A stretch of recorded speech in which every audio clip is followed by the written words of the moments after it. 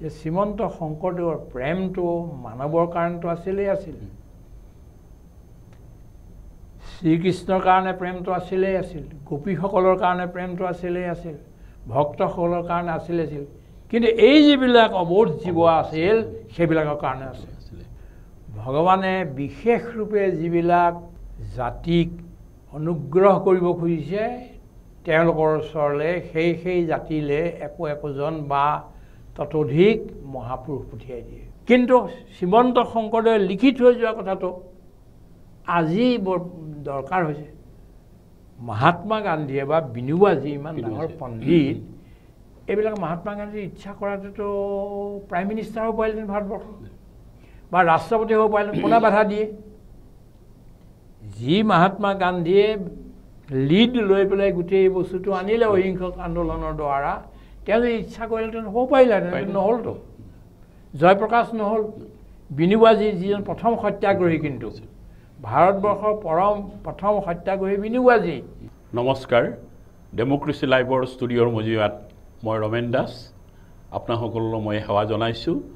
ইতিমধ্যে শংকৰদেৱ চৰ্চা শীৰ্ষক আমাৰ প্ৰথম অনুষ্ঠানটোত ৰাইজে যিখিনি আমাক সঁহাৰি জনালে তাৰ বাবে আমি সকলোলৈ কৃতজ্ঞতা জ্ঞাপন কৰিছোঁ। আজিৰে এই ষ্টুডিঅ'ৰ মজিয়ালৈ আমি আমন্ত্ৰণ কৰি আনিছোঁ আমাৰ আটাইৰে শ্ৰদ্ধাৰ ভক্তিৰ গান্ধীবাদী নেতা, সমাজ সংস্কাৰক, লেখক, মহাপুৰুষজনাৰ ভক্তি ধৰ্মৰ প্ৰচাৰ প্ৰসাৰক এম ভাইদেৱ আছে। আমি তেখেতক স্বাগতম জনাইছোঁ।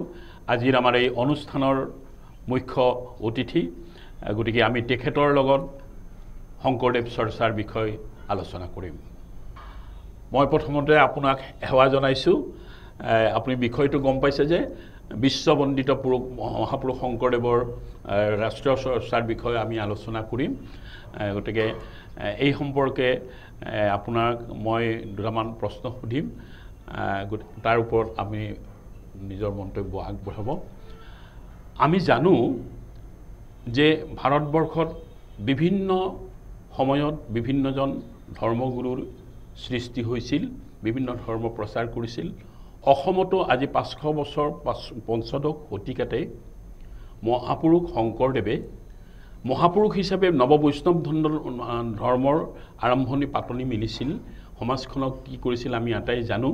কিন্তু শংকৰদেৱৰ তেওঁ যে এগৰাকী ধৰ্ম প্ৰচাৰকে আছিল বা শাস্ত্ৰজ্ঞ পণ্ডিত হিচাপে আছিল সেইটো নাছিল, যে তেওঁ আছিল এগৰাকী শিল্পী, সাহিত্যিক, সমাজ সংস্কাৰক, নৃত্যকাৰ, বাদ্যকাৰ, সকলো দিশতে সমাজখনৰ সকলোকে আঁকোৱালি লোৱা, সকলো দিশতে পাৰ্গত বিশ্বৰ এগৰাকী শ্ৰেষ্ঠ পুৰুষ। গতিকে অন্যান্য ধৰ্মপুৰুষসকলৰ যি বৈশিষ্ট্য, বহুসকলৰ যি গুণ গৰিমা, তাতকৈ তেওঁৰ যথেষ্ট অন্য ধৰণৰ আছিলে, আৰু বিশ্বত হয়তো তেনেকুৱা এজন ব্যক্তি পূৰ্বতে আমি দেখা নাই। তৎসত্বেও যে শংকৰদেৱৰ যিটো আজি বিশ্ববন্দিত পুৰুষ হিচাপে বিশ্বত প্ৰতিষ্ঠা লাভ কৰিব লাগিছিলে সেইটো নহ'লগৈ। গতিকে আমি ভাবোঁ যে ইয়াৰ অন্তৰালত কিয় আছে, আমি কিয় তেওঁক বিশ্ববন্দিত পুৰুষ হিচাপে উপস্থাপন কৰিব নোৱাৰিলোঁ। গতিকে এই সম্পৰ্কে আপুনি কি ক'ব বিচাৰে?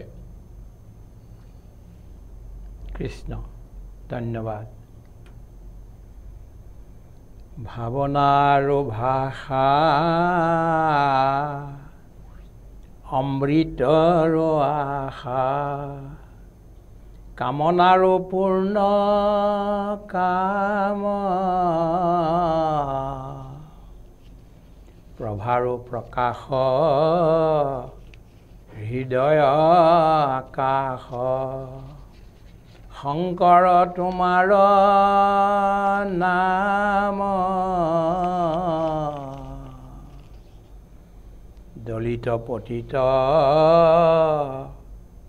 ৰোগী নিষ্পেষিত, সমস্তে শংকৰ প্ৰজা, ঈশৱৰ সেৱা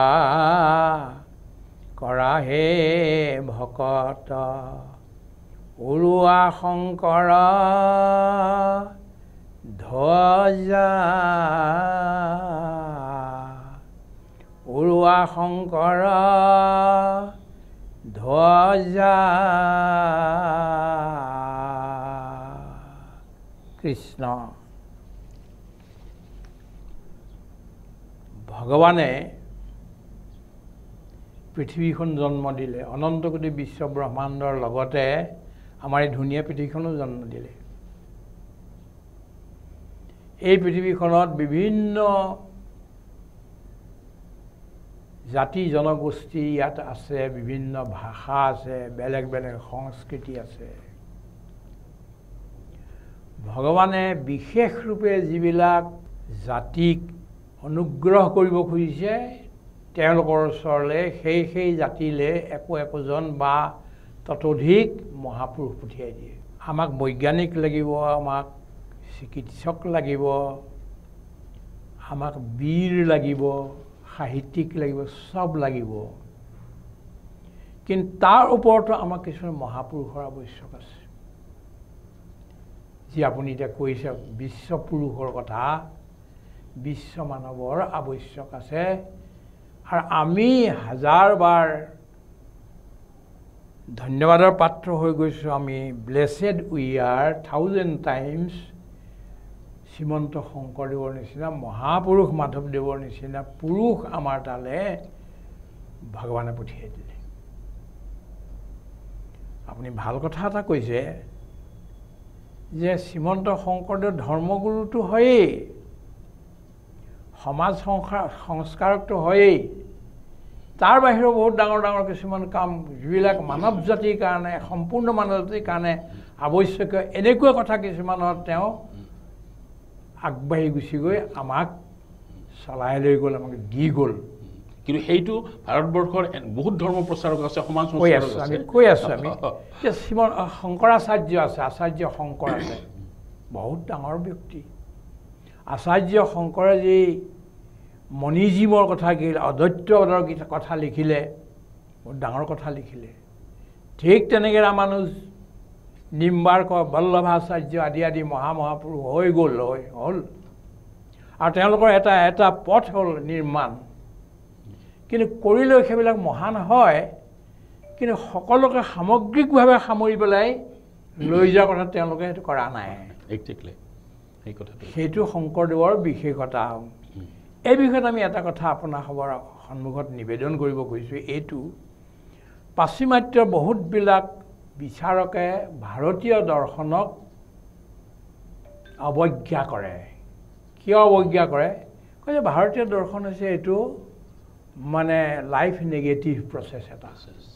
এই সংসাৰখন মায়া, সংসাৰখন এনেকুৱা, সংসাৰখন বেয়া, জীৱনটো পাপৰ কাৰণে হ'ল, এই হ'ল সেই হ'ল, এইকাৰণে চববিলাক এৰি আৰু হিমালয়লৈ যাব লাগে, ক'ৰবাৰ জংঘললৈ যাব লাগে, এইটো কথা এই ভাৰতীয় দৰ্শনত আছে। সেইবুলি তেওঁলোকে এই আমাৰ ভাৰতীয় সংস্কৃতিটোক মানে অলপমান অৱজ্ঞা কৰে। কিন্তু এই অৱজ্ঞাটো ভাঙিলে প্ৰথম ভগৱান শ্ৰীকৃষ্ণই। শ্ৰীকৃষ্ণ এই পৃথিৱীলৈ অহাৰ পিছতে এনেকুৱা কোনো এটা বিষয় নাই যিটো বিষয়ত তেওঁ হাত দিয়া নাই। একেবাৰে সৰু সৰু শিশুবিলাকৰ, গোপবালকবিলাকৰ লগত খেলাৰ পৰা আৰম্ভ কৰি, তাৰ আগতে মাখন চুৰ কৰাৰ পৰা আৰম্ভ কৰি ধৰি আপোনাৰ শেষলৈকে গীতাৰ দৰ্শন কোৱালৈকে বহুত কথা, বিশ্বৰ কাৰণে যিখিনি দৰকাৰী গোটেই কথাখিনি তেওঁ কৈ গ'ল। কিন্তু কেৱল কোৱাই নাই, কিন্তু কৰাই নাই তেওঁ, কেৱল সেইবিলাকক আধ্যাত্মিক এটা জাগৃতি দি সেই গোটেইবিলাকক আধ্যাত্মিক কৰে। He spiritualized everything necessary for the sustenance of humanity. এই কামটো আমাৰ জগতগুৰু শ্ৰীকৃষ্ণই কৰি গ'ল।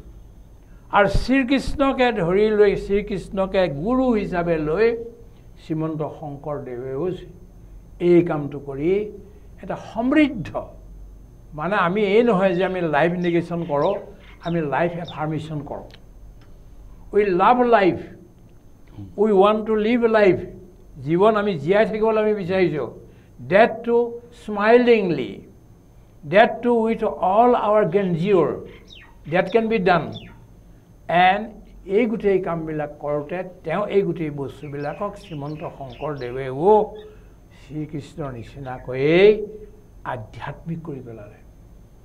আমাৰ যে খেতি কৰিবলৈ গৈছে, খেতি কৰিবলৈ যাওঁতেও আপুনি জানে ধানৰ গছটো প্ৰথম দিওঁতে প্ৰথম ধানৰ কঠীয়াটো লগাই গুৰুক দিম, ভকতক দিম, দুখীয়াসকলক দিম, জীৱ জন্তুবিলাকক দিম, ভগৱন্তক দিম, আৰু থাকিলে যে বাচি থাকে তাৰপৰাই পচা শৰীৰত লগাম।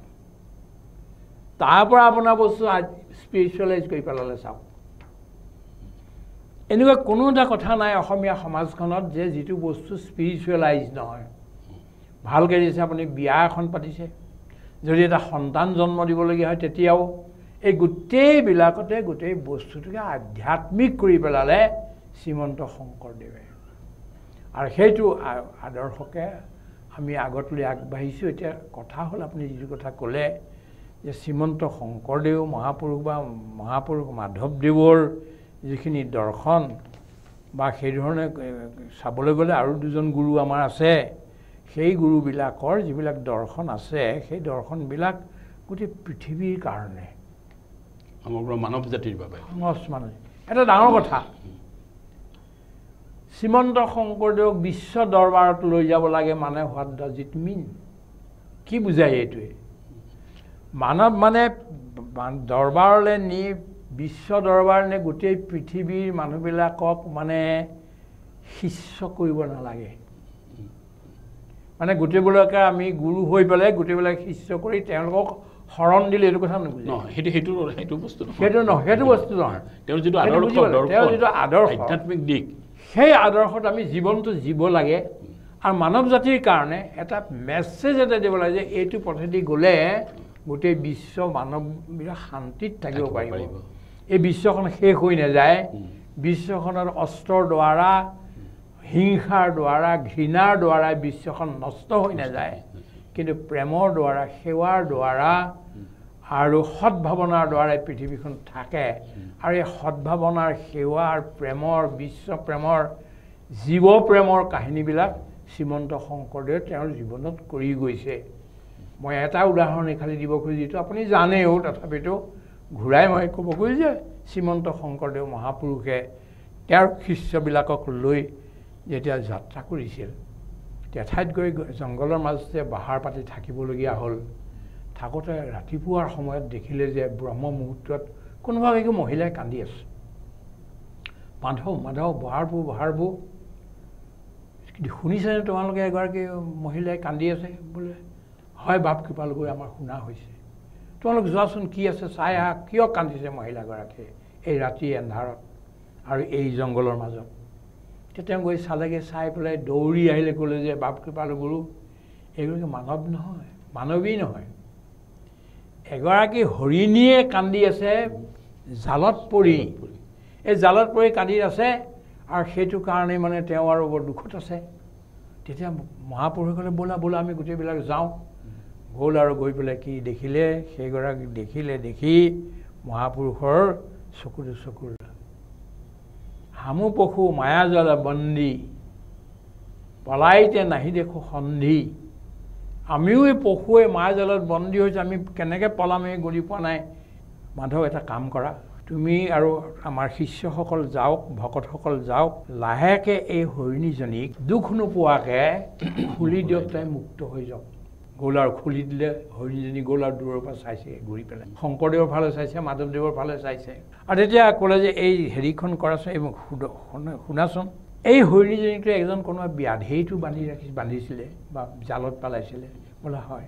যদি এই হৰিণীজনী মাংসখিনি বজাৰত বেচা হ'লহেঁতেন কিমান পালেহেঁতেন? বোলে হেৰি পালেহেঁতেন, 1 টকা 8 আনা পালেহেঁতেন।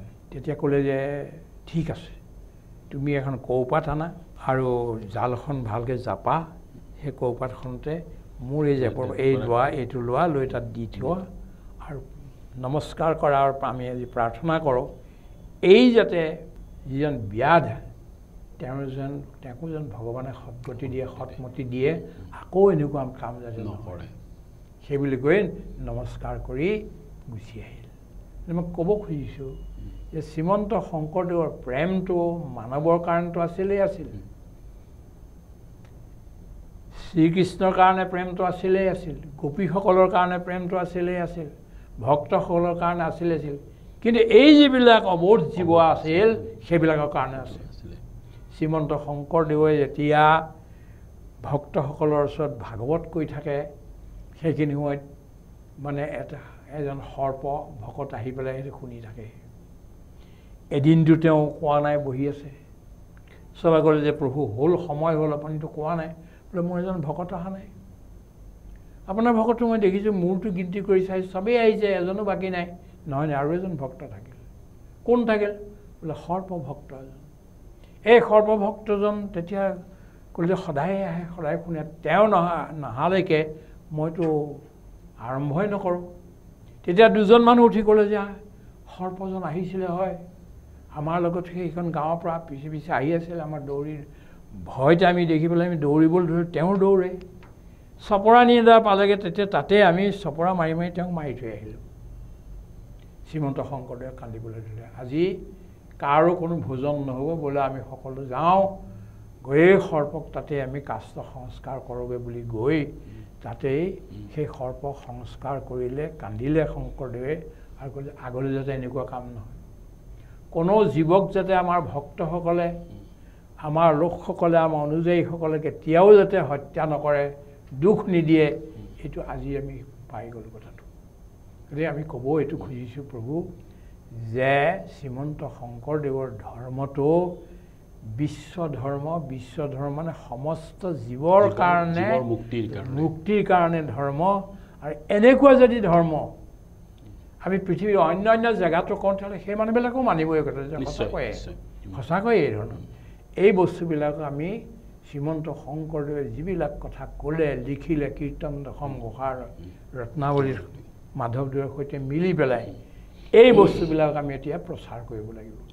এতিয়া পৃথিৱীত নোকোৱা এটা কথা মহাপুৰুষ মাধৱদেৱে কৈছে, মানুহ 4 প্ৰকাৰ বুলি কৈছে। 4 প্ৰকাৰৰ মানুহ পৃথিৱীত। কিছুমানে কয় মানুহ এক্সট্ৰভাৰ্ট, কোনোবাই কয় ইণ্ট্ৰভাৰ্ট, যি নিজৰলৈকেহে চাই, কেৱল অন্যৰ কথা হেৰি নকৰে, নিজৰ মৃত্যু মস্ত হৈ থাকে, তেওঁ ইণ্ট্ৰভাৰ্ট। আৰু যিবিলাকে নিজৰ কথা নহয়, গোটেই পৃথিৱী ইফালে সিফালে কথা ভাবি থাকে, বাহিৰৰ কথা, তেওঁ হ'ল এক্সট্ৰভাৰ্ট। এনেধৰণৰ আছে। আৰু কিছুমানে গীতায়ো 5টা বিভাগৰ কথা কৈছে, কিন্তু মহাপুৰুষ মাধৱদেৱে পৃথিৱীত মানৱ 4 জাতি বুলি কৈছে। কি? অধম, মধ্যম, উত্তম আৰু উত্তম। সি পুৰুষ হওক, মহিলা হওক, ক'লা হওক, বগা হওক, ব্ৰাহ্মণ হওক, শূদ্ৰ হওক, যে নহওক, লাগিলে 5-4টা ভাগত মানৱ বিভক্ত। যিসকলে কেৱল মানুহৰ দোষ দেখে, ইয়াৰ নাম হ'ল অধম। যি দোষো দেখে, গুণো দেখে, দুইটাৰে তুলনা কৰি চাই, ই হ'ল মধ্যম। যি দোষ মানে লোকৰ দোষ নেদেখে, কেৱল গুণহে দেখে, এওঁ হ'ল উত্তম। আৰু যিজনে অলপ গুণ আছে তাকে যদি বিস্তাৰ কৰে, তেতিয়াহ'লে তেওঁ হ'ল উত্তম। অধমে কেৱল দোষ লয়, মধ্যমে দোষ গুণ লয় কৰিয়া বিচাৰ। উত্তমে কেৱল গুণ লয়, উত্তমে অল্প গুণ কৰয় বিস্তাৰ। Everybody has good quality. As you have your backbone, so your life has also good quality. Exactly. Maybe he is Ravan, he is Kumbhakarna, but they also possess good qualities. আমি এতিয়া we will have to discover the goodness in a human being. অন্যবিলাকত আমি goodness বিচাৰিব লাগে, আৰু সেইটোক লাহে লাহে সমাজত প্ৰচাৰ কৰিব লাগে। মানে সন্ত বিনোবাজীয়ে অসমলৈ আহি এমাহৰ ভিতৰত গোটেই নামঘোষা মুখস্থ কৰি তাৰ সাৰো উলিয়ালে। তাত ক'লে যে মহাপুৰুষ মাধৱদেৱে একো নিলিখি যদি কেৱল এই ঘোষাজনাও লিখিলেহেঁতেন, তেতিয়া তেওঁ এজন বিশ্ব মহান মানৱ হ'লহেঁতেন, কেৱল এই এজনা ঘোষা। গতিকে এই বস্তুবিলাকৰ প্ৰচাৰ আমি আজি কৰিব লাগে। আমি এইবিলাক যুঁজ বাগৰ আজি পলিটিক্স ৰাজনীতিৰ দ্বাৰা কৰি আছোঁ, এইবিলাক বাদ দি যিবিলাক বৈজ্ঞানিকে ভাল বস্তু উলিয়াইছে, যিবিলাক মানৱতাবাদীয়ে ভাল কথা উলিয়াইছে, যিবিলাক সাহিত্যিকে ভাল কথা লিখিছে, যিবিলাক ফিলচফাৰে দাৰ্শনিকে মানৱ জাতিৰ কল্যাণৰ কাৰণে, জীৱৰ কল্যাণৰ কাৰণে ভাল কথা কৈছে, এইবিলাক আমি বিচাৰি উলিয়াব লাগিব, তাৰ ফ'কাছ কৰিব লাগিব আৰু ইয়াক মানুহৰ মাজত প্ৰচাৰ কৰি সমাজখন শান্তিৰ কৰিব লাগিব। মই সেইকাৰণে কৈছোঁ যে শংকৰদেৱে এনেধৰণৰ গোটেই দিশখিনি মানে লৈ পেলাই মানৱ জাতিৰ কল্যাণ সাধন কৰিছে। গতিকে তেওঁ অকল অসমৰ মানুহ বা ভাৰতৰ বুলি নহয়, বিশ্বৰ মানুহৰ এটাতকৈ ডাঙৰ কথা কি গম পালেনে? অসম শব্দটো ৰখাই নাই ক'তো। অসম শব্দটো ৰখাই নাই, ভাৰত শব্দটো ৰাখিছে নাই, বিশ্বৰ শব্দ ৰাখিছে। আৰু মাধৱদেৱে এক খোজ আগলৈ গৈ পেলাই কি কৈছে? গোবিন্দ গোবিন্দ গোবিন্দ গোবিন্দ গোবিন্দ ৰাম মুৰাৰী অনন্ত কোটি ব্ৰহ্মাণ্ডৰ ঘৰি অধিকাৰী, অনন্ত কোটি বিশ্ব ব্ৰহ্মাণ্ডৰ কথা কৈছে। গতিকে সেইকাৰণে মই কৈছোঁ যে আমি শংকৰদেৱে অকল আমি নামঘৰ বা সত্ৰৰ মাজত আবদ্ধ কৰি আমি নাৰাখোঁ, সেইটোও লাগিব, লাগিব বেছিক হিচাপে লাগিব, কিন্তু আমি হেৰি হিচাপে আধ্যাত্মিক হেৰি হিচাপে, কিন্তু তেওঁৰ যিটো দৰ্শন আদৰ্শ ত্যাগ, এইখিনি যদি বিশ্বৰ সকলোতে যদি প্ৰচাৰ কৰিব পাৰোঁ, তেওঁ আৰু আমি তেওঁক লৈ গৌৰৱ কৰিব পাৰোঁ যে হয় অসমৰ এইজন ব্যক্তিয়ে আজি বিশ্বত এইটো কৰিছে। আজি বৃন্দাবনী বস্ত্ৰখন এতিয়াও মিউজিয়ামত সংৰক্ষিত হৈছে। বয়ন শিল্পৰ সেইখনৰ ওপৰত পৃথিৱীত এনেকুৱা বস্ত্ৰ নাছিলে, নহয় জানো? ইমান ডাঙৰ বহল আৰু গোটেই এইবিলাক কৰিছে। তেওঁ কেনেধৰণৰ সপ্ত বৈকুণ্ঠ আঁকিছে। গতিকে 19 বছৰ বয়সতে তেওঁ চিহ্নযাত্ৰা ভাওনা কৰিছে। নাট্য আন্দোলনৰ, ভাৰতবৰ্ষৰ যিটো নাট্য আন্দোলনৰ গুৰি ধৰিলেতো গুৰু জনায়।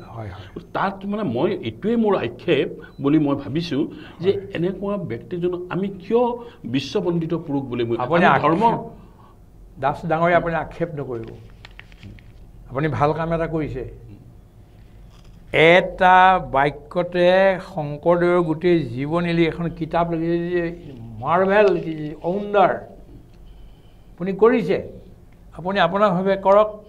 মৰম কুমাৰে আজি মৰম কুমাৰভাৱে কৰিছে, আমি আমাৰ ভাগে কৰোঁ, স্বামীজীয়ে স্বামীৰ ভাগে, গোটেইবিলাক লেট আছ কাম টুগেডাৰ। গোটেইবিলাক আমি চবৰে যিবিলাক ভাল একেলগে গোটাই বিশ্বক আমি এইটো দান দিওঁ, আমি এইটো দিওঁ, আমাৰ এই কামটো হ'ব। এতিয়া ডাঙৰ কথা চাওক, শ্ৰীমন্ত শংকৰদেৱে আজি যিটো এনভাইৰনমেণ্টৰ কথা কৈছে যে বাঘ নেমাৰিবা, শিয়াল নেমাৰিবা, শগুন নেমাৰিবা, এই কথাবিলাক যে কৈ আছে আজি বিজ্ঞানে, এনভাইৰনমেণ্ট চায়েন্সে, সেই কথাটো শ্ৰীমন্ত শংকৰদেৱে যে 500 বছৰ আগতে কৈ গ'ল। কুকুৰৰ চিগালৰ গদৰ ভৰোৱাত মাৰাম জানিয়া সবাকো কৰিবা প্ৰণাম কৰা মানে ভৰিকেইটাত ধৰি সেৱা কৰি থকা কথা কোৱা নাই। এইবিলাকৰ ডেভেলপমেণ্ট কৰিব লাগিব, বিকাশ কৰিব লাগিব, ইহঁতক আগবঢ়াব লাগিব, এই কথাটো কৈছে। তাতো আটাইতকৈ ডাঙৰ কথা কৈ দিলে এটা, বিশেষত মনুষ্যজনত যিটো নৰে বিষ্ণু বুদ্ধি সৰ্বদায়ে মুকমান্য কৰে। এইবিলাককতো আমি ৰক্ষা কৰিব লাগিব। তাৰ বিশেষকৈ মানৱক, চব মানৱ আমাৰ, আমি সকলো মানৱৰ, এইটো ভাবি চবকে বিষ্ণু বুদ্ধিৰে সৈতে মান্যতা মানৱক দিব লাগিব। এতিয়া মই ভাবোঁ যে গুৰুজনাই সমাজৰ দুৰ্নীতি, ভ্ৰষ্টাচাৰ, কুসংস্কাৰ, অৰ্থনৈতিক শোষণ, অপসংস্কৃতি, এই যিবিলাক বিনা নাশিৰে ৰোধিলে, এই ৰোধাৰ যিটো মানে তেওঁৰ সাফল্য লাভ কৰিলে, ইয়াৰ অন্তৰত কি আছে বুলি ভাবে? গোটেই সমাজখনৰ যেনেকৈ দুৰ্নীতি ভ্ৰষ্টাচাৰ ৰাজনীতিত চলা সেই সময়ৰ ৰজা ৰাজকাৰ্যত যিবিলাক অধৰ্মী কাম হৈছিল সেইবিলাক নাশ কৰিছিল, কি ক্ষমতাৰ দ্বাৰা তেওঁ মানে সফল হ'ল বুলি ভাবে? ক'ত আজি সেই ৰাজা বেৰিৰাম, ৰণুৱা চিপাহী, নিপুণ বীৰ, বনৰীয়া ঘোঁৰা, গাধৰে বিহৰে, ক'ত সেই আজি তীৰ্থনীতি? সেই ৰজাবোৰ ক'লৈ গ'ল আজি? যিবিলাকে অস্ত্ৰ শস্ত্ৰ লৈ, ঢাল তৰোৱাল লৈ পেলাই গোটেই পৃথিৱী দিগ্বিজয় কৰিবলৈ আহিছিল, কৰিছিলোঁ। আলেকজেণ্ডাৰ মহান, তেওঁ গোটেই পৃথিৱী দিগ্বিজয় কৰোঁ বুলি আহি ইয়াত পালেহি। এফালৰ পৰা দিগ্বিজয় কৰি আহি কিন্তু এজন সাধাৰণ মানে এজন ফকীৰ বুলি ক'ব নে ঋষি বুলি ক'ব, মুনি, এজন মুনি গছৰ তলত বহি আছে, নগ্ন উলংগ একো নাই তেওঁ ঘোঁৰাটোলৈ তাত গৈ পালেগৈ পাই পেলাই দেখিলে যে এইজন চৌকিতে ইমান তিৰবিৰাই আছে ইমান ধুনীয়া শান্ত কেনেকুৱা নামিলে নমস্কাৰ কৰিলে কৰি পেলাই ক'লে যে হামু পশু মায়াজাল বন্দী পলাইতে নাহি দেখো সন্ধি আমিও এই পশুৱে মায়াজালত বন্দী হৈছে আমি কেনেকৈ পলাম এই গৰি পোৱা নাই মাধৱ এটা কাম কৰা তুমি আৰু আমাৰ শিষ্যসকল যাওক ভকতসকল যাওক লাহেকৈ এই হৰিণীজনীক দুখ নোপোৱাকৈ খুলি দিয়ক তাই মুক্ত হৈ যাওক গ'ল আৰু খুলি দিলে হৰিণীজনী গ'ল আৰু দূৰৰ পৰা চাইছে ঘূৰি পেলাই শংকৰদেৱৰ ফালে চাইছে মাধৱদেৱৰ ফালে চাইছে আৰু তেতিয়া ক'লে যে এই হেৰিখন কৰাচোন এই শুনাচোন এই হৰিণীজনীটো এজন কোনোবা ব্যাধেইটো বান্ধিছিলে বা জালত পেলাইছিলে বোলে হয় যদি এই হৰিণীজনী মাংসখিনি বজাৰত বেচা হ'লহেঁতেন কিমান পালেহেঁতেন বোলে হেৰি পালেহেঁতেন 1 টকা 8 আনা পালেহেঁতেন তেতিয়া ক'লে যে ঠিক আছে তুমি এখন কৌপাত আনা আৰু জালখন ভালকৈ জাপা সেই কৌপাতখনতে মোৰ এই জেপৰ এই লোৱা এইটো লোৱা লৈ তাত দি থোৱা আৰু নমস্কাৰ কৰাৰ আমি আজি প্ৰাৰ্থনা কৰোঁ এই যাতে যিজন ব্যাধ তেওঁকো যেন ভগৱানে সৎগতি দিয়ে সৎমতি দিয়ে আকৌ এনেকুৱা কাম যাতে নকৰে সেইবুলি কৈ নমস্কাৰ কৰি গুচি আহিল মই ক'ব খুজিছোঁ যে শ্ৰীমন্ত শংকৰদেৱৰ প্ৰেমটো মানৱৰ কাৰণেতো আছিলেই আছিল শ্ৰীকৃষ্ণৰ কাৰণে প্ৰেমটো আছিলেই আছিল গোপীসকলৰ কাৰণে প্ৰেমটো আছিলেই আছিল ভক্তসকলৰ কাৰণে আছিল কিন্তু এই যিবিলাক অবোধ জীৱ আছিল সেইবিলাকৰ কাৰণে আছিল শ্ৰীমন্ত শংকৰদেৱে যেতিয়া ভক্তসকলৰ ওচৰত ভাগৱত কৈ থাকে সেইখিনি সময়ত মানে এজন সৰ্প ভকত আহি পেলাই সেইটো শুনি থাকে এদিনটো তেওঁ কোৱা নাই বহি আছে চবে ক'লে যে প্ৰভু হ'ল সময় হ'ল আপুনিতো কোৱা নাই বোলে মোৰ এজন ভকত অহা নাই আপোনাৰ ভকতটো মই দেখিছোঁ মোৰটো গিনতি কৰি চাই চবেই আহিছে এজনো বাকী নাই নহয় আৰু এজন ভক্ত থাকিল কোন থাকিল বোলে সৰ্প ভক্ত এজন এই সৰ্প ভক্তজন তেতিয়া ক'লে যে সদায় আহে সদায় শুনে তেওঁ নহালৈকে মইতো আৰম্ভই নকৰোঁ তেতিয়া দুজন মানুহ উঠি ক'লে যে সৰ্পজন আহিছিলে হয় আমাৰ লগত সেইখন গাঁৱৰ পৰা পিছে পিছে আহি আছিল আমাৰ দৌৰি ভয়তে আমি দেখি পেলাই আমি দৌৰিবলৈ ধৰোঁ তেওঁ দৌৰে চপৰা নিদা পালেগৈ তেতিয়া তাতে আমি চপৰা মাৰি মাৰি তেওঁক মাৰি থৈ আহিলোঁ শ্ৰীমন্ত শংকৰদেৱে কান্দিবলৈ ধৰিলে আজি কাৰো কোনো ভোজন নহ'ব বোলে আমি সকলো যাওঁ গৈয়ে সৰ্পক তাতে আমি কাষ্ট সংস্কাৰ কৰোঁগৈ বুলি গৈ তাতেই সেই সৰ্পক সংস্কাৰ কৰিলে কান্দিলে শংকৰদেৱে আৰু ক'লে আগলৈ যাতে এনেকুৱা কাম নহয় কোনো জীৱক যাতে আমাৰ ভক্তসকলে আমাৰ লোকসকলে আমাৰ অনুযায়ীসকলে কেতিয়াও যাতে হত্যা নকৰে দুখ নিদিয়ে এইটো আজি আমি পাই গ'লোঁ কথাটো গতিকে আমি ক'ব এইটো খুজিছোঁ প্ৰভু যে শ্ৰীমন্ত শংকৰদেৱৰ ধৰ্মটো বিশ্ব ধৰ্ম মানে সমস্ত জীৱৰ কাৰণে মুক্তিৰ কাৰণে ধৰ্ম আৰু এনেকুৱা যদি ধৰ্ম আমি পৃথিৱীৰ অন্য জেগাটো কওঁ তেতিয়াহ'লে সেই মানুহবিলাকো মানিব এই কথা যে সঁচাকৈয়ে এই ধৰণৰ এই বস্তুবিলাক আমি শ্ৰীমন্ত শংকৰদেৱে যিবিলাক কথা ক'লে লিখিলে কীৰ্তন দশম ঘোষাৰ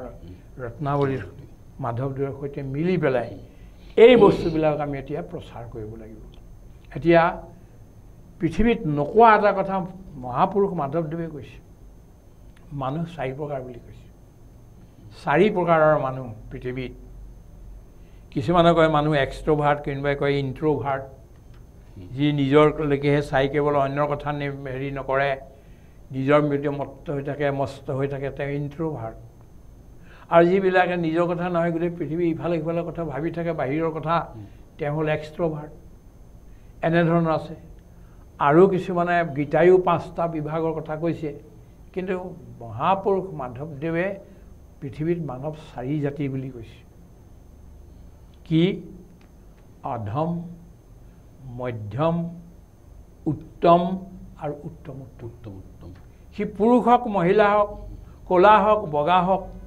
ব্ৰাহ্মণ হওক শূদ্ৰ হওক যে নহওক লাগিলে 5-4টা ভাগত মানৱ বিভক্ত যিসকলে কেৱল মানুহৰ দোষ দেখে ইয়াৰ নাম হ'ল অধম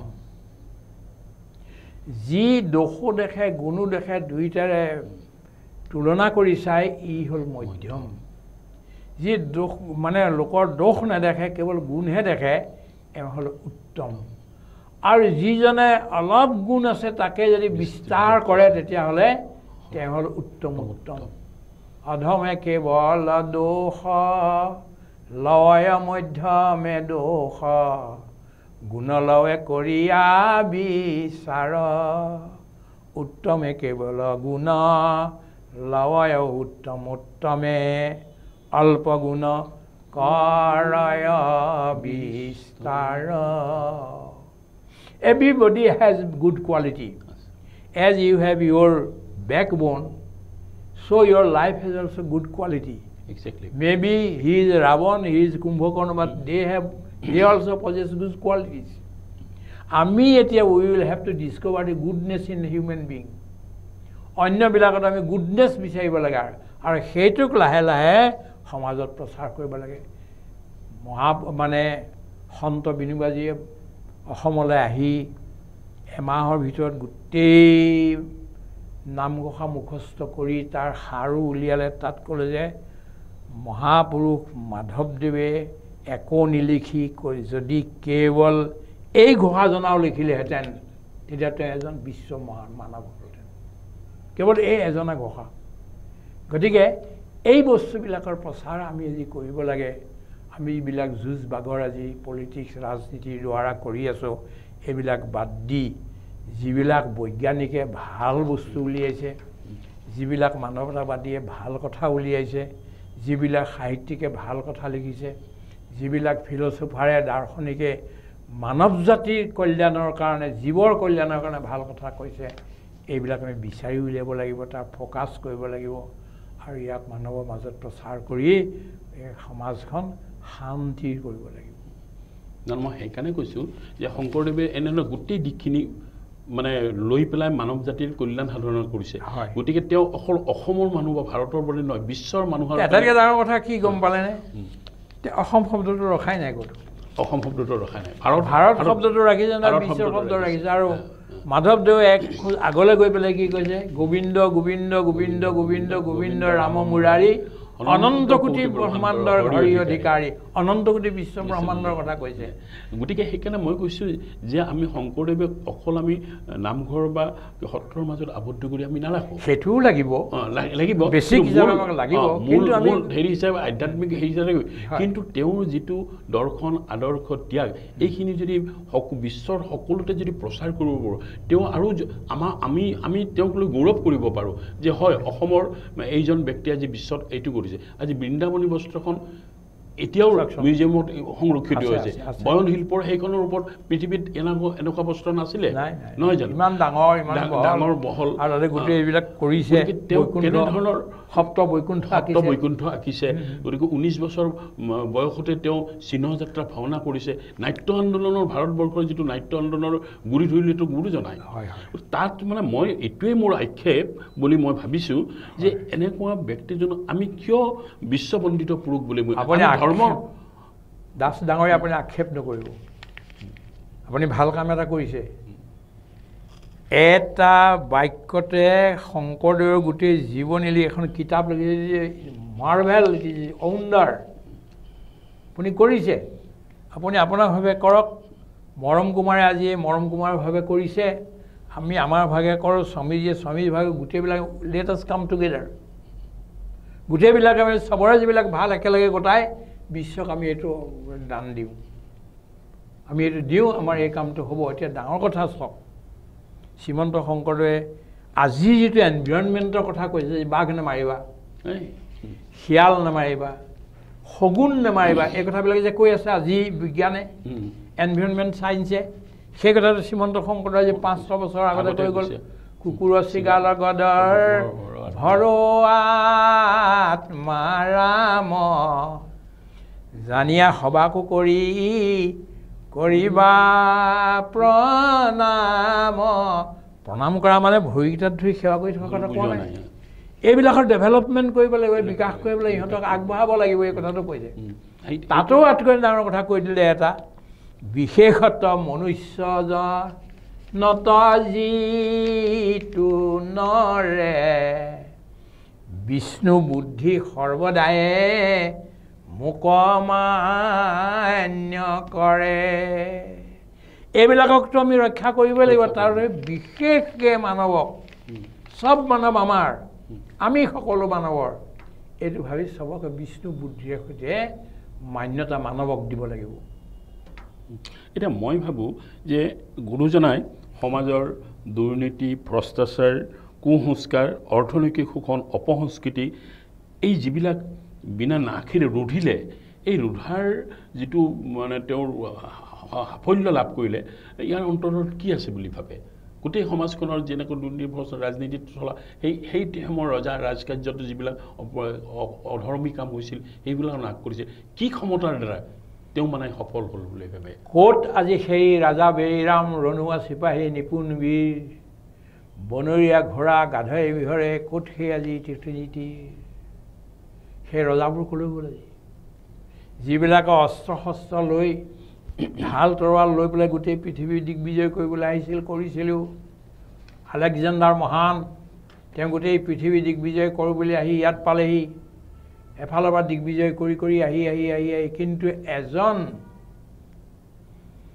সাধাৰণ মানে এজন ফকীৰ বুলি ক'ব নে ঋষি বুলি ক'ব মুনি এজন মুনি গছৰ তলত বহি আছে নগ্ন উলংগ একো নাই তেওঁ ঘোঁৰাটো লৈ তাত গৈ পালেগৈ পাই পেলাই দেখিলে যে এইজন চকুকেইটা ইমান তিৰবিৰাই আছে ইমান ধুনীয়া শান্ত কেনেকুৱা নামিলে নমস্কাৰ কৰিলে কৰি পেলাই ক'লে যে আপুনি ইমান শান্ত কেনেকৈ আপোনাৰ একো নাই বোলে একো নাই মোৰ চব আছে মোৰ কি আছে আপোনাৰ বোলে মোৰ আকাশখন ব্যাপক আকাশখন মোৰ ঘৰ এই গছবিলাক মোৰ হৈছে পিতা মাতা চৰাই চিৰিকটিবিলাকে মোৰ গান গাই শুনাই চব কৰে মইতো অত্যন্ত শান্ত মোৰ দুখ একো নাই জীৱনত আৰু তুমি বোলে মইতো অস্ত্ৰ শস্ত্ৰ লৈ গৈ পৃথিৱী মানে দিগ্বিজয় কৰিবৰ কাৰণে আহি ইয়াত পালোহি কিন্তু শান্ত হ'লেন তুমি বোলে নহ'লো তোমাৰ মোৰ মাজত সেইটোৱে পাৰ্থক্য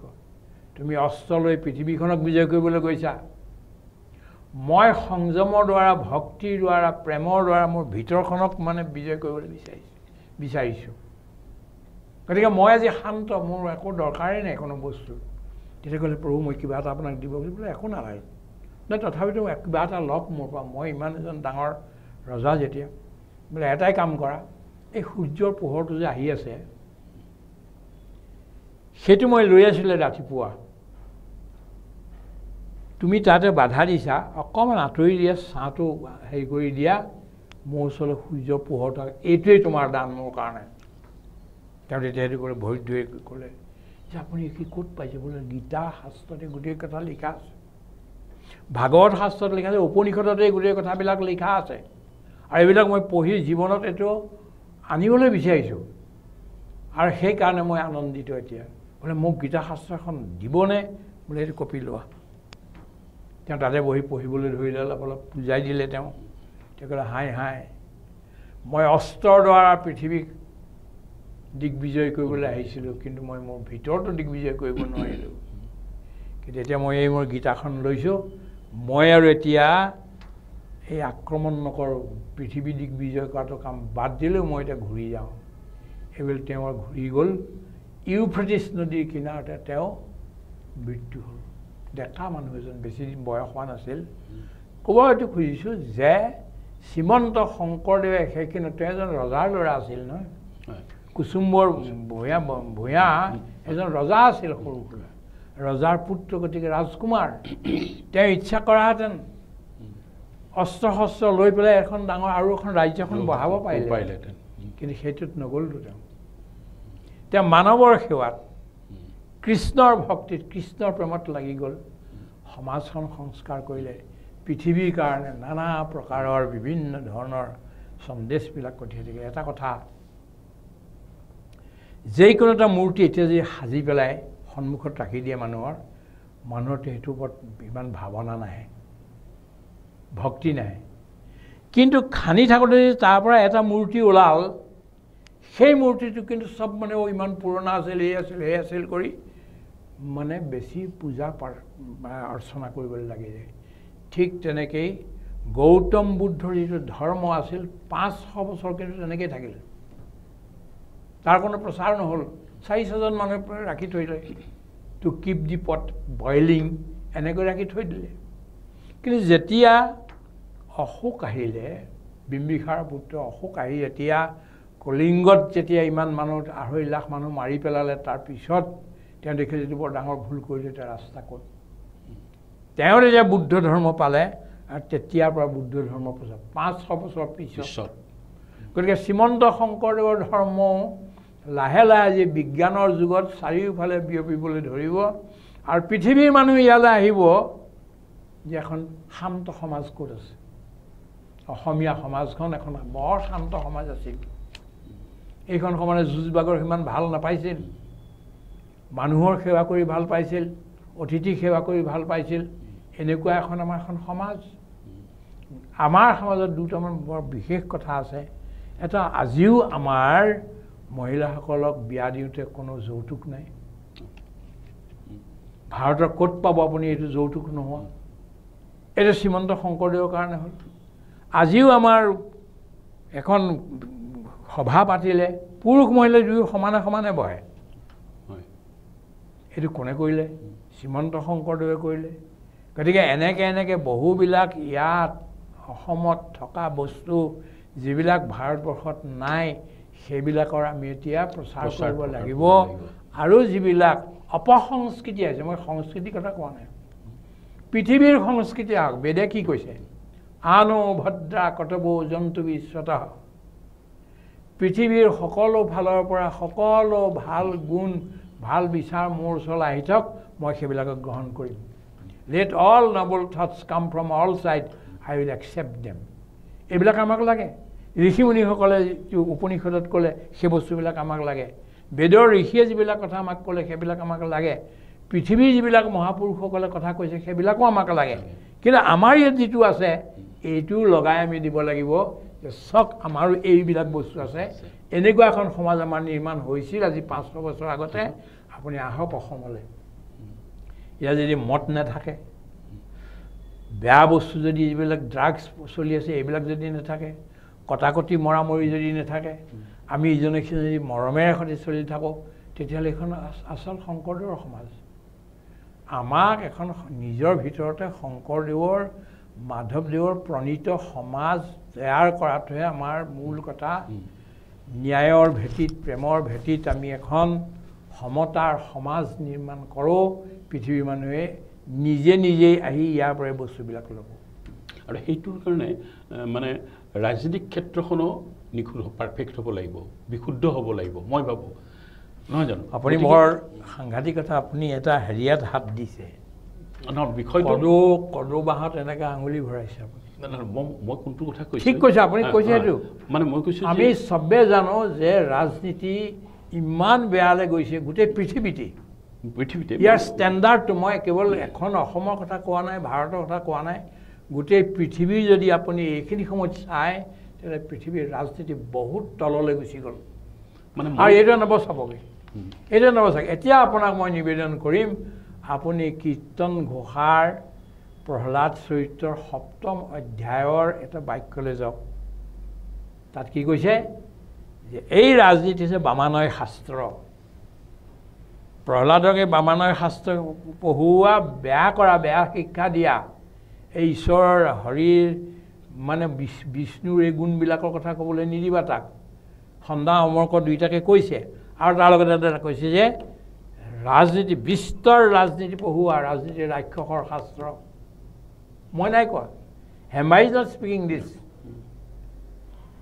কিন্তু শ্ৰীমন্ত শংকৰদেৱে লিখি থৈ যোৱা কথাটো আজি বৰ দৰকাৰ হৈছে। মহাত্মা গান্ধীয়ে বা বিনোবা যি ইমান ডাঙৰ পণ্ডিত, এইবিলাক মহাত্মা গান্ধীৰ ইচ্ছা কৰাটোতো প্ৰাইম মিনিষ্টাৰ হ'ব পাৰিলেহেঁতেন ভাৰতবৰ্ষ, বা ৰাষ্ট্ৰপতি হ'ব পাৰিলেহেঁতেন। কোনে বাধা দিয়ে? যি মহাত্মা গান্ধীয়ে লিড লৈ পেলাই গোটেই বস্তুটো আনিলে অহিংসক আন্দোলনৰ দ্বাৰা তেওঁ যদি ইচ্ছা কৰিলেহেঁতেন হ'ব পাৰিলেহেঁতেন নহ'লতো জয়প্ৰকাশ নহ'ল বিনুবাজী যিজন প্ৰথম সত্যাগ্ৰহী কিন্তু ভাৰতবৰ্ষৰ প্ৰথম সত্যাগ্ৰহী বিনুবাজী তেওঁক লোৱা হৈছিল তেওঁ কিমান বছৰ জেলত থাকিলে থকাৰ পিছতো কিন্তু তেওঁ একো নিবিচাৰিলে কেৱল মানুহৰ মাজত গুচি গ'ল যিদিনাখন ভাৰতৰ স্বাধীন হৈ মানুহে হেৰি কৰি আছে নচা গোৱা কৰিছে দিল্লীত চলিছে কোন প্ৰধানমন্ত্ৰী হ'ব কোন গৃহমন্ত্ৰী হ'ব এইবিলাকৰ চৰ্চা চলি আছে সেইখিনি সময়ত মহাত্মা গান্ধীয়ে কেৱল 4-6জনমান মানুহ লৈ নোৱাখালী আৰু বিহাৰত গৈ পেলাই সেই যিবিলাক অত্যাচাৰ চলিছিল মানুহ হত্যাৰ হিংসা এইবিলাকৰ বিৰুদ্ধত তেওঁলোকে কাম কৰিছে অকলে সেইকাৰণে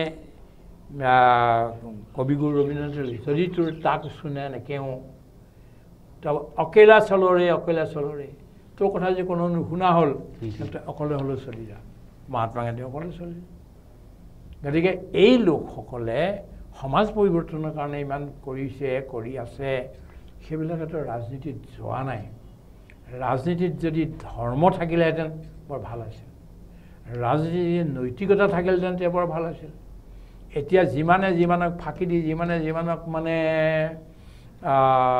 হেৰি কৰি মানে ধৰক ঠগি পেলাই কৰিব পাৰে সেইটোৱে ভাল ৰাজনীতিজ্ঞ বুলি কয় কিন্তু এইটো কথা মানে মই ভাবিছোঁ যে সেইবিলাক ক্ষেত্ৰৰ কাৰণেও হয়তো গুৰুজনাৰ প্ৰচাৰ প্ৰসাৰটো দৰকাৰ মানে ভালকৈ উন্নতভাৱে কৰাটো আমাৰ দৰকাৰ যদি ৰাজনীতিক নেতাসকলে যদি এই ধৰণৰ আধ্যাত্মিক দিশৰে দীক্ষিত হ'লহেঁতেন আৰু গুৰুজনা বিশ্ববন্দিত পুৰুষ হ'বৰ কাৰণে আমাৰ অসুবিধা নহ'লহেঁতেন আমি অতি নম্ৰতাৰে আপোনাক এটা কথা জনাব খুজিছোঁ যিসকলে নিজক শ্ৰীমন্ত শংকৰদেৱ হোৱাৰ শিষ্য বুলি কয় বা অনুযায়ী বুলি কয় অনুগামী বুলি কয় সেইসকল প্ৰত্যক্ষ ৰাজনীতি যোৱাটো উচিত নহয়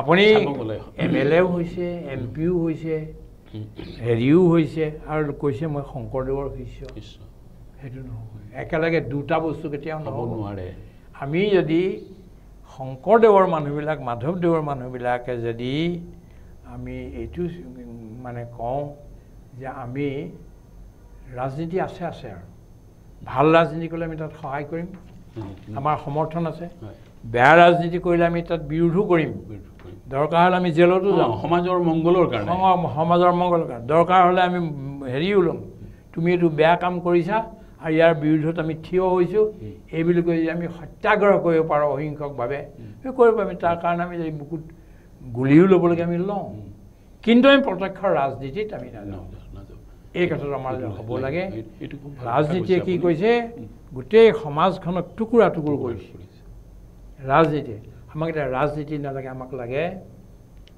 বিজ্ঞান সমাজনীতি লাগে লোকনীতি লাগে আমাক লাগে বিজ্ঞান আমাক লাগে আধ্যাত্ম আমাক নালাগে ৰাজনীতি আমাক নালাগে ৰাজনীতিটো দেশৰ কাৰণে লাগিব কিন্তু ৰাজনীতিত এই গুণবিলাক থাকিব লাগিব ৰাজনীতি দেশৰ কাৰণে সেইটো আমি লোকনীতি দ্বাৰা পাৰ কৰিব ৰাজনীতি বাদ দি আমি লোকনীতি গোটেইবিলাক যদি এক হৈ যাওঁ তেতিয়াহ'লে আমাৰ সেইটোৰ দ্বাৰা পাৰিম লোকনীতি আমাক এই সংকীৰ্ণ যি ধৰ্ম আছে এইটো আমি এৰিব লাগিব আৰু ব্যাপক যিটো আধ্যাত্মবাদ সেইটো ল'ব লাগিব এই দুইটা লৈ পেলাই আমি আগবাঢ়িব লাগিব হ'বগৈ তেতিয়া আপুনি ইমান শান্ত কেনেকৈ আপোনাৰ একো নাই বোলে একো নাই মোৰ চব আছে মোৰ কি আছে আপোনাৰ বোলে মোৰ আকাশখন ব্যাপক আকাশখন মোৰ ঘৰ এই গছবিলাক মোৰ হৈছে পিতা মাতা চৰাই চিৰিকটিবিলাকে মোৰ গান গাই শুনাই চব কৰে মইতো অত্যন্ত শান্ত মোৰ দুখ একো নাই জীৱনত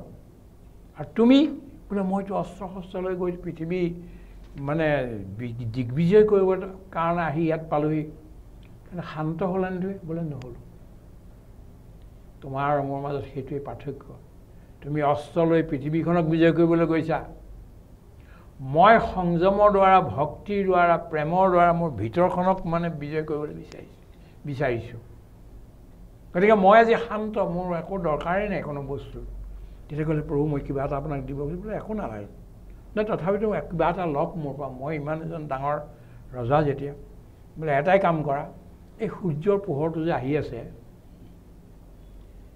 সেইটো মই লৈ আছিলোঁ ৰাতিপুৱা। তুমি তাতে বাধা দিছা, অকণমান আঁতৰি দিয়া, ছাঁটো হেৰি কৰি দিয়া, মোৰ ওচৰলৈ সূৰ্য পোহৰটো, এইটোৱেই তোমাৰ দান মোৰ কাৰণে। তেওঁ তেতিয়া সেইটো ক'লে, ভৰিত ধুই ক'লে যে আপুনি কি ক'ত পাইছে? বোলে গীতা শাস্ত্ৰতে গোটেই কথা লিখা আছে, ভাগৱত শাস্ত্ৰত লিখা আছে, উপনিষদতে গোটেই কথাবিলাক লিখা আছে, আৰু এইবিলাক মই পঢ়ি জীৱনত এইটো আনিবলৈ বিচাৰিছোঁ, আৰু সেইকাৰণে মই আনন্দিত। এতিয়া বোলে মোক গীতা শাস্ত্ৰ এখন দিবনে? বোলে এইটো কপি লোৱা। তেওঁ তাতে বহি পঢ়িবলৈ ধৰিলে, অলপ অলপ বুজাই দিলে। তেওঁ ক'লে, হাই মই অস্ত্ৰৰ দ্বাৰা পৃথিৱীক দিগ্বিজয় কৰিবলৈ আহিছিলোঁ, কিন্তু মই মোৰ ভিতৰতো দিগ্বিজয় কৰিব নোৱাৰিলোঁ। কিন্তু এতিয়া মই এই মোৰ গীতাখন লৈছোঁ, মই আৰু এতিয়া এই আক্ৰমণ নকৰোঁ, পৃথিৱী দিগ্বিজয় কৰাটো কাম বাদ দিলেও মই এতিয়া ঘূৰি যাওঁ। এইবুলি তেওঁৰ ঘূৰি গ'ল। ইউফ্ৰেটিছ নদীৰ কিনাৰতে তেওঁ মৃত্যু হ'ল। ডেকা মানুহ এজন, বেছি দিন বয়স হোৱা নাছিল। ক'ব এইটো খুজিছোঁ যে শ্ৰীমন্ত শংকৰদেৱে সেইখিনি, তেওঁ এজন ৰজাৰ ল'ৰা আছিল নহয়, কুচুম্বৰ ভূঞা এজন ৰজা আছিল, সৰু সুৰা ৰজাৰ পুত্ৰ, গতিকে ৰাজকুমাৰ। তেওঁ ইচ্ছা কৰাহেঁতেন অস্ত্ৰ শস্ত্ৰ লৈ পেলাই এখন ডাঙৰ আৰু এখন ৰাজ্যখন বঢ়াব পাৰিলেহেঁতেন, কিন্তু সেইটোত নগ'লতো। তেওঁ মানৱৰ সেৱাত, কৃষ্ণৰ ভক্তিত, কৃষ্ণৰ প্ৰেমত লাগি গ'ল। সমাজখন সংস্কাৰ কৰিলে, পৃথিৱীৰ কাৰণে নানা প্ৰকাৰৰ বিভিন্ন ধৰণৰ সন্দেশবিলাক পঠিয়াই থাকে। এটা কথা, যিকোনো এটা মূৰ্তি এতিয়া যদি সাজি পেলাই সন্মুখত ৰাখি দিয়ে মানুহৰ সেইটোৰ ওপৰত ইমান ভাৱনা নাহে, ভক্তি নাহে। কিন্তু খানি থাকোঁতে যদি তাৰ পৰা এটা মূৰ্তি ওলাল, সেই মূৰ্তিটো কিন্তু চব মানে ইমান পুৰণা আছিল, এই আছিল কৰি মানে বেছি পূজা অৰ্চনা কৰিবলৈ লাগি যায়। ঠিক তেনেকেই গৌতম বুদ্ধৰ যিটো ধৰ্ম আছিল, 500 বছৰ কিন্তু তেনেকেই থাকিল, তাৰ কোনো প্ৰচাৰ নহ'ল। 400জন মানুহে ৰাখি থৈ দিলে, to keep the pot boiling, এনেকৈ ৰাখি থৈ দিলে। কিন্তু যেতিয়া অশোক আহিলে, বিম্বিসাৰ পুত্ৰ অশোক আহি যেতিয়া কলিংগত যেতিয়া ইমান মানুহ 2.5 লাখ মানুহ মাৰি পেলালে, তাৰপিছত তেওঁ দেখিলে যিটো বৰ ডাঙৰ ভুল কৰিলে, এতিয়া ৰাস্তা ক'ত। তেওঁ যেতিয়া বুদ্ধ ধৰ্ম পালে, আৰু তেতিয়াৰ পৰা বুদ্ধ ধৰ্ম প্ৰচাৰ 500 বছৰ পিছত। গতিকে শ্ৰীমন্ত শংকৰদেৱৰ ধৰ্ম লাহে লাহে আজি বিজ্ঞানৰ যুগত চাৰিওফালে বিয়পিবলৈ ধৰিব, আৰু পৃথিৱীৰ মানুহ ইয়ালৈ আহিব যে এখন শান্ত সমাজ ক'ত আছে। অসমীয়া সমাজখন এখন বৰ শান্ত সমাজ আছিল। এইখন সমাজে যুঁজ বাগৰ সিমান ভাল নাপাইছিল, মানুহৰ সেৱা কৰি ভাল পাইছিল, অতিথি সেৱা কৰি ভাল পাইছিল। এনেকুৱা এখন এখন সমাজ। আমাৰ সমাজত দুটামান বৰ বিশেষ কথা আছে। এটা, আজিও আমাৰ মহিলাসকলক বিয়া দিওঁতে কোনো যৌতুক নাই। ভাৰতৰ ক'ত পাব আপুনি এইটো যৌতুক নোহোৱা? এইটো শ্ৰীমন্ত শংকৰদেৱৰ কাৰণে হ'ল। আজিও আমাৰ এখন সভা পাতিলে পুৰুষ মহিলা দুয়ো সমানে সমানে বহে। এইটো কোনে কৰিলে? শ্ৰীমন্ত শংকৰদেৱে কৰিলে। গতিকে এনেকৈ বহুবিলাক ইয়াত অসমত থকা বস্তু যিবিলাক ভাৰতবৰ্ষত নাই, সেইবিলাকৰ আমি এতিয়া প্ৰচাৰ কৰিব লাগিব। আৰু যিবিলাক অপসংস্কৃতি আছে, মই সংস্কৃতিৰ কথা কোৱা নাই, পৃথিৱীৰ সংস্কৃতি আহক। বেদে কি কৈছে? আনো ভদ্ৰা কতবো জন্তু বিশ্বত। পৃথিৱীৰ সকলো ফালৰ পৰা সকলো ভাল গুণ, ভাল বিচাৰ মোৰ ওচৰলৈ আহি থাকক, মই সেইবিলাকক গ্ৰহণ কৰিম। লেট অল নবল থটছ কাম from all side, I will accept them. এইবিলাক আমাক লাগে। ঋষিমুনিসকলে যিটো উপনিষদত ক'লে, সেই বস্তুবিলাক আমাক লাগে। বেদৰ ঋষিয়ে যিবিলাক কথা আমাক ক'লে, সেইবিলাক আমাক লাগে। পৃথিৱীৰ যিবিলাক মহাপুৰুষসকলে কথা কৈছে, সেইবিলাকো আমাক লাগে। কিন্তু আমাৰ ইয়াত যিটো আছে, এইটোও লগাই আমি দিব লাগিব যে চক আমাৰো এইবিলাক বস্তু আছে। এনেকুৱা এখন সমাজ আমাৰ নিৰ্মাণ হৈছিল আজি 500 বছৰ আগতে। আপুনি আহক অসমলৈ, ইয়াত যদি মদ নাথাকে, বেয়া বস্তু যদি যিবিলাক ড্ৰাগছ চলি আছে এইবিলাক যদি নাথাকে, কটাকটি মৰামৰি যদি নাথাকে, আমি ইজনে সিজনে যদি মৰমেৰে সৈতে চলি থাকোঁ, তেতিয়াহ'লে এইখন আচল শংকৰদেৱৰ সমাজ। আমাক এখন নিজৰ ভিতৰতে শংকৰদেৱৰ, মাধৱদেৱৰ প্ৰণীত সমাজ তৈয়াৰ কৰাটোহে আমাৰ মূল কথা। ন্যায়ৰ ভেটিত, প্ৰেমৰ ভেটিত আমি এখন সমতাৰ সমাজ নিৰ্মাণ কৰোঁ পৃথিৱীৰ মানুহে নিজে নিজেই আহি ইয়াৰ পৰাই বস্তুবিলাক ল'ব আৰু সেইটোৰ কাৰণে মানে ৰাজনৈতিক ক্ষেত্ৰখনো নিখুঁত পাৰফেক্ট হ'ব লাগিব বিশুদ্ধ হ'ব লাগিব মই ভাবোঁ নহয় জানো আপুনি বৰ সাংঘাতিক কথা আপুনি এটা হেৰিয়াত হাত দিছে বিষয়টো কদৌ বাঁহত এনেকৈ আঙুলি ভৰাইছে আপুনি মই কোনটো কথা কৈছোঁ ঠিক কৈছে আপুনি কৈছে সেইটো মানে মই কৈছোঁ আমি চবেই জানো যে ৰাজনীতি ইমান বেয়ালৈ গৈছে গোটেই পৃথিৱীতে ইয়াৰ ষ্টেণ্ডাৰ্ডটো মই কেৱল এখন অসমৰ কথা কোৱা নাই ভাৰতৰ কথা কোৱা নাই গোটেই পৃথিৱীৰ যদি আপুনি এইখিনি সময়ত চায় তেতিয়াহ'লে পৃথিৱীৰ ৰাজনীতি বহুত তললৈ গুচি গ'ল মানে আৰু এইটো নবচাবগৈ এইটো নবচাব এতিয়া আপোনাক মই নিবেদন কৰিম আপুনি কীৰ্তন ঘোষাৰ প্ৰহ্লাদ চৰিত্ৰৰ ৭ম অধ্যায়ৰ এটা বাক্যলৈ যাওক তাত কি কৈছে যে এই ৰাজনীতি হৈছে বামানয় শাস্ত্ৰ প্ৰহ্লাদকে বামানয় শাস্ত্ৰ পঢ়ুওৱা বেয়া কৰা বেয়া শিক্ষা দিয়া এই ঈশ্বৰৰ হৰিৰ মানে বিষ্ণুৰ এই গুণবিলাকৰ কথা ক'বলৈ নিদিবা তাক সন্ধ্যা অমৰ্ক দুইটাকে কৈছে আৰু তাৰ লগতে এটা কৈছে যে ৰাজনীতি বিস্তৰ ৰাজনীতি পঢ়ুওৱা ৰাজনীতিৰ ৰাক্ষসৰ শাস্ত্ৰ মই নাই কোৱা হেম ইজ নট স্পিকিং দিছ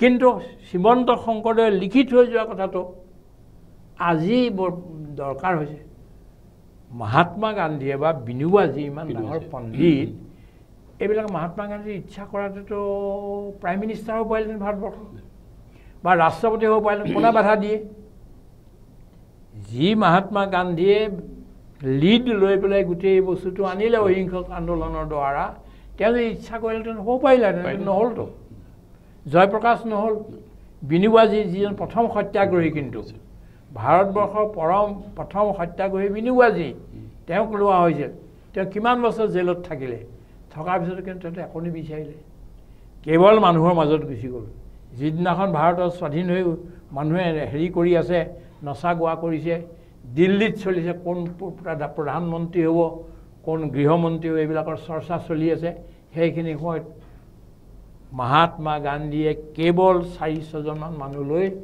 নোৱাখালী আৰু বিহাৰত গৈ পেলাই সেই যিবিলাক অত্যাচাৰ চলিছিল মানুহ হত্যাৰ হিংসা এইবিলাকৰ বিৰুদ্ধত তেওঁলোকে কাম কৰিছে অকলে সেইকাৰণে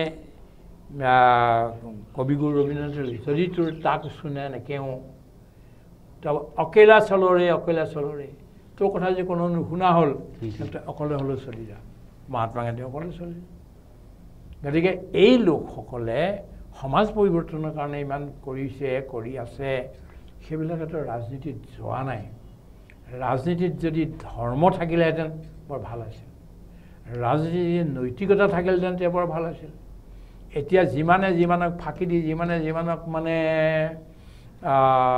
হেৰি কৰি মানে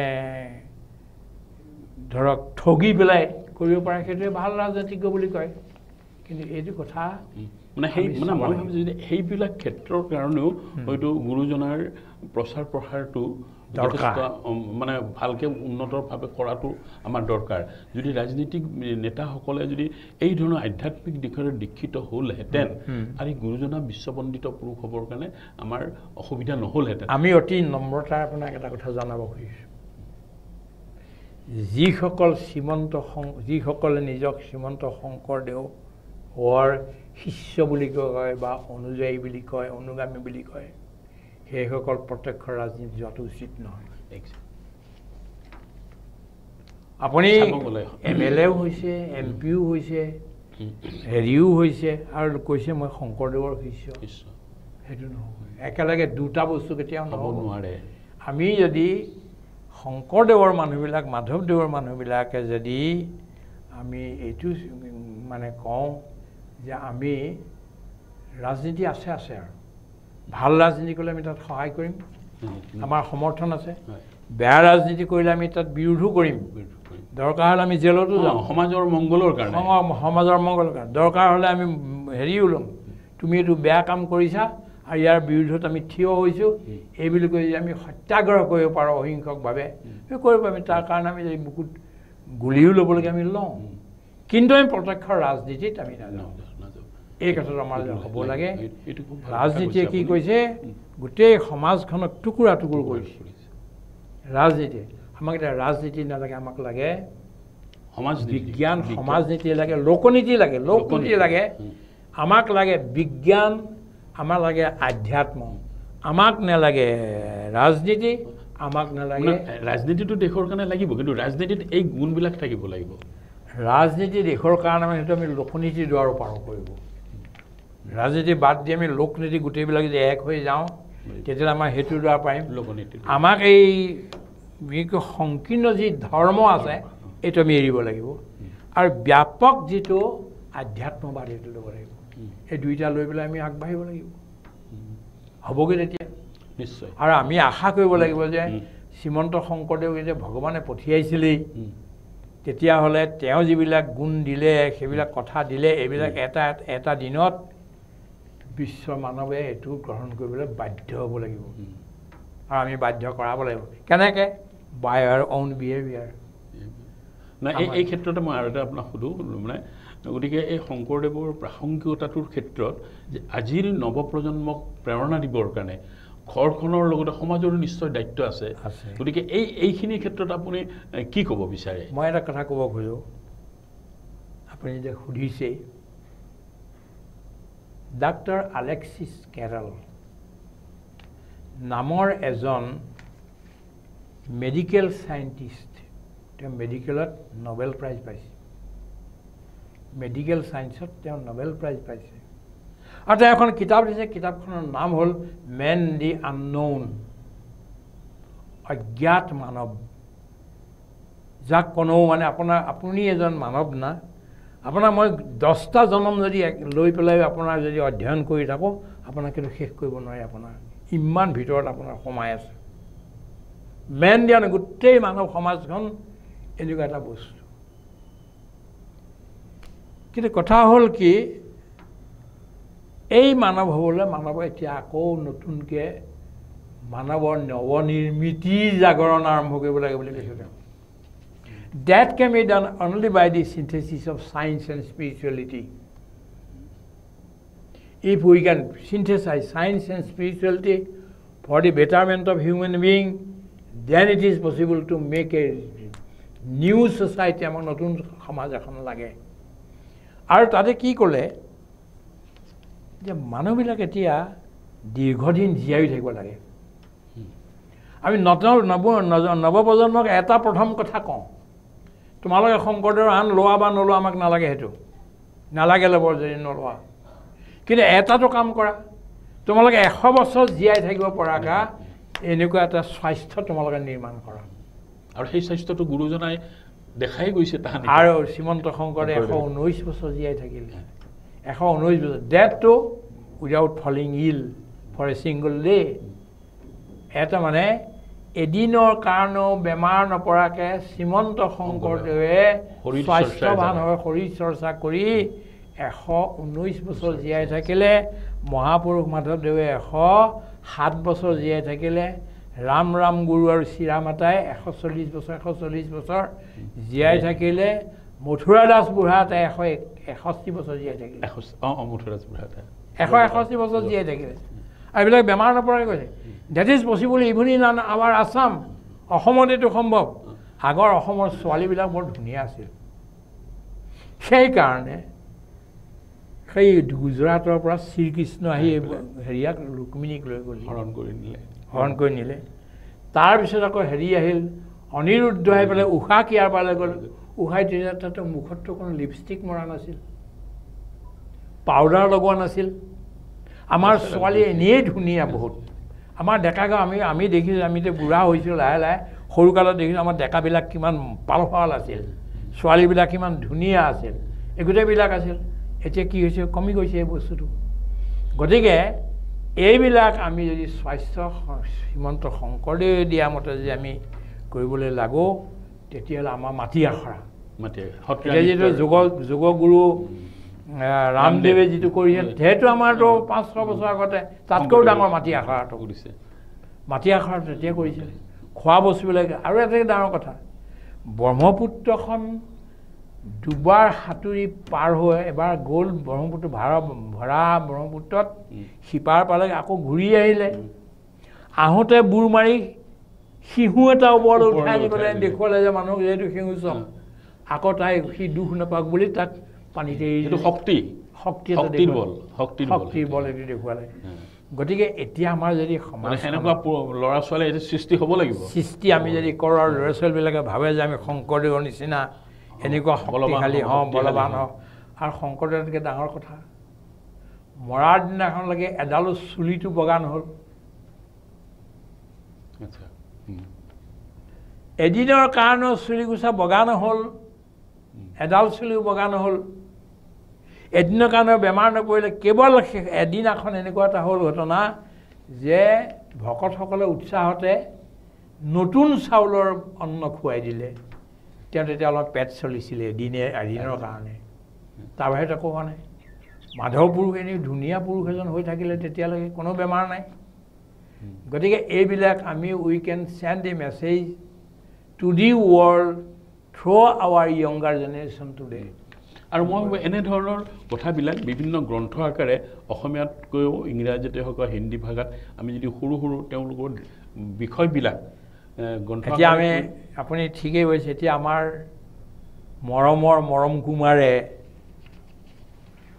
মানে ভাৰতবৰ্ষত শংকৰদেৱক প্ৰচাৰ কৰা এটা চাইণ্টিফিক এটা বস্তু লৈছে হাতত মই ইয়াত সন্তুষ্ট হোৱা নাই মই কৈছোঁ যে এতিয়া এইটো গোটেই বিশ্বৰ কাৰণে কৰক not only for India Sankardev বিশ্বমানৱ আছিলে হা বিশ্বমানৱ বিশ্বগুৰু আপুনি এইটো কওক এজন এনেকুৱা ব্যক্তি আছিলে ইয়াৰ প্ৰচাৰটো আজি যিটো আমি আজি কথা কৈছোঁ যদি ইংৰাজীত কৰিলেহেঁতেন তেতিয়াহ'লে গোটেই পৃথিৱীলৈ আজিয়ে গ'লহেঁতেন এইটো গতিকে আগৰ নিচিনাকৈ ইমান ঘূৰি ফুৰিব দৰকাৰো নাই থাকি আমি সাধনা কৰি ইয়াৰ যিবিলাক ভাল লোক আছে বিজ্ঞ লোক আছে অসমত আছে ভাৰতবৰ্ষত আছে এইবিলাকক এই ষ্টুডিঅ'টোলৈ আনক না মৰম কুমাৰৰ সেইটো পৰিকল্পনাও আছে প্ৰথমতে নিজৰ মাতৃভাষাৰে ৰাইজক অকণমান উৎসাহিত প্ৰেৰণা দিব ঠিক আছে this is but a small beginning only exactly এইটো স্মল বিগিনিং এটা আৰম্ভ হৈছে সেইটো কাম হ'ব কিন্তু মৰম কুমাৰ মই সৰুৰ পৰা দেখিলোঁ